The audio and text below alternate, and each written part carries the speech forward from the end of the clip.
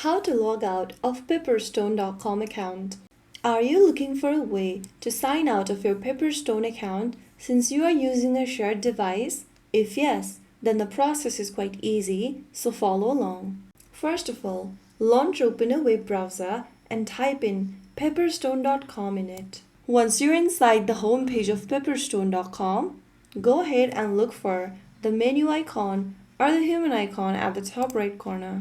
From the expanded menu that appears on the screen, scroll all the way down and look for the Logout option. Before logging out, remember the way that you signed in or signed up for Pepperstone. If you remember your credential or the sign-in method, you'll be able to regain access to your account. But if you don't, then you might have a small problem logging in. After you click on the Logout button, you'll be redirected to the sign-in page of Pepperstone and you'll be logged out immediately. So that is the easy process of logging out of Pepperstone.com account. If you found the video helpful, don't forget to like, share and subscribe to our channel. I will see you again in the next video. Thank you for watching.